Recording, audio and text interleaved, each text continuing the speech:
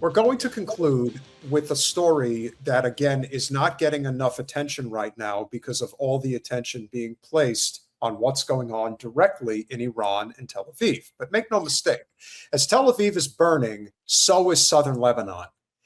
And one of the reasons why we are cheering on, if you will, Iran to get this over with as quickly as possible is because of this. Come across the city to a hospital in Baalbek. This is a pediatric intensive care unit. This is where many of the victims of the Israeli strikes have been brought. Now, we just spoke to, or just saw, 8-year-old Zara. She's in a very serious condition in this unit, being treated by the medical team here. Now, she lost her father, she lost her brother in an Israeli strike on a 4-story building. This is a residential building. And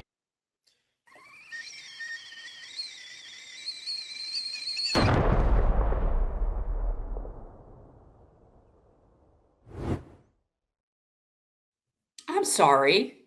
I could have sworn I just saw a baby lying in a hospital bed. So I'm sorry. Continue.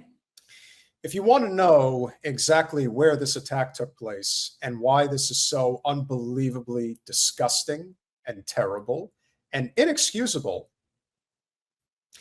at least 83 children are among the nearly 400 people killed in Israeli strikes on Lebanon in the past week. And by the way, there are more than 500,000 Lebanese people that are displaced because Ziohel gives them evacuation orders. Orders, not warnings, orders. And now they're going in there to kill their babies. They bombed us. They bombed another school. They bombed a children's school, which is what is in large part responsible for the children's deaths in Lebanon. And what did Mr. Sweeney just say? They are attacking civilian areas. In fact, it's probably all civilian areas. What military is coming after them right now? They know exactly what they're doing. Okay, Israel has been up Lebanon's ass since its formation. Israel has attempted to go in Lebanon, occupy Lebanon. They've been all over the place with this country. So they know every single detail of that country in terms of what they're hitting and they know that country inside and out. They do. It's not like Iran where they really don't know what they're dealing with. They know exactly what they're dealing with in Lebanon. They knew that they were bombing a school. Yeah. Some grown-ass person sitting somewhere decided that they were going to do this. And I want to say one last thing before we continue. If it is true that Iran's intelligence knew when to go after Gavir and how to hit him, I can assure you that the U.S. and Israel have the exact same technology, if not more so. So if you think for 1 second that they don't know that they're hitting civilian areas and more so that they're killing children, they 1,000% know what they're doing. And this is why they need to fall. I'm glad to hear that, Josie. And I always feel bad saying stuff like that because, you know, there's so many people that can't get out, but it's like, leave the fucking Lebanese people alone. Seriously. And how about this? The black acid rain that is now falling over Tehran is falling upon a population of 10 million. It will cause cancer in 10 to 30 years. And yet, if my friend is watching this show right now, how in the fuck are you defending what's going on over there right now? The Iranians need to be liberated from what?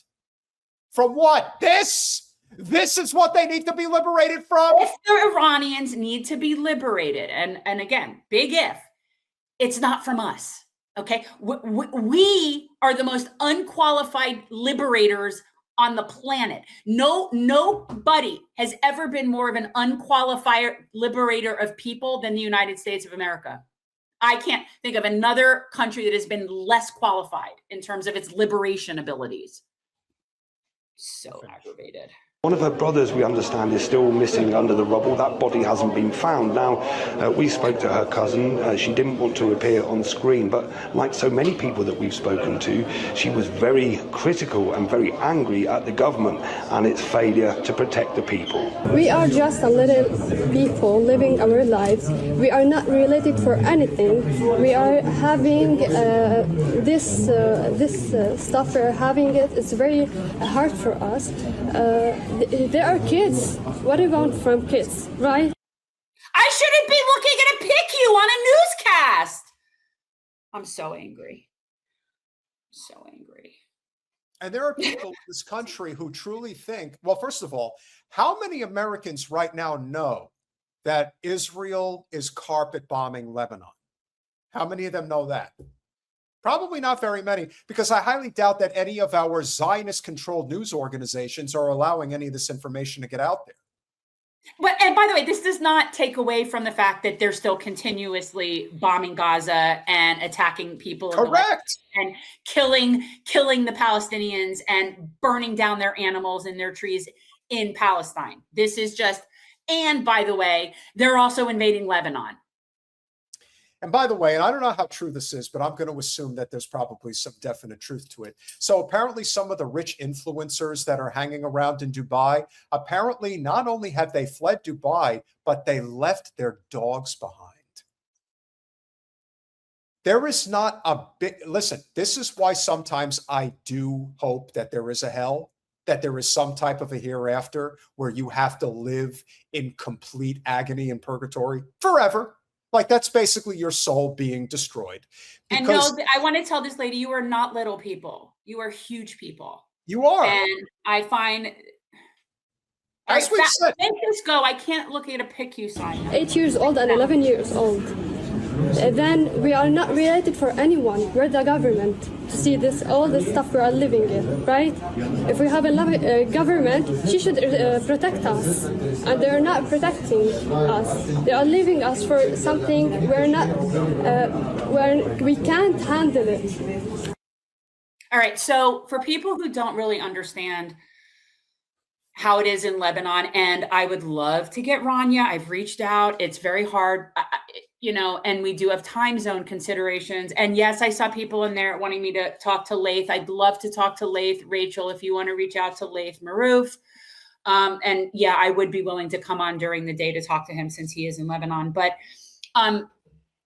the people there have been dealing with this for years, right? Like this isn't new what's going on with the Lebanese people. They've always been dealing with can you imagine? They live next door to Ziohel. Yeah. Like, and on top of everything else, and this also gets back to one of the last remaining bastions, particularly in conservative America, that is the reason that there is still defense of Israel, is because the anti-Muslim bigotry is still alive and well in millions of people.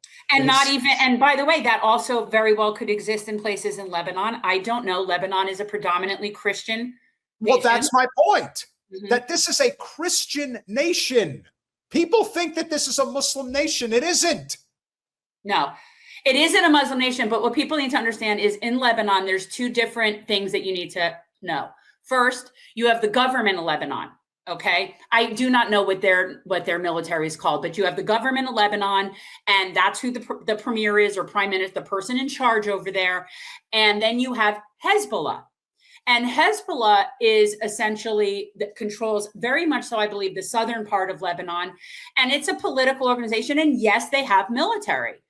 They represent and have been the only group really fighting against Ziohel on behalf of the Lebanese all this time.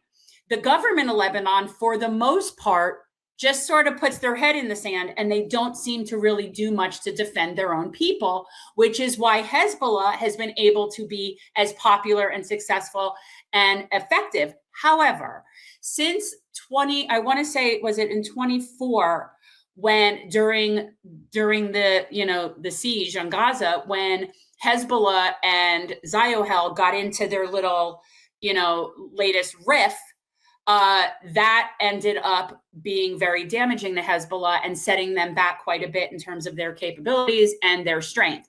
But what we have right now in Lebanon is you have a government that's essentially wanting Hezbollah to stand down.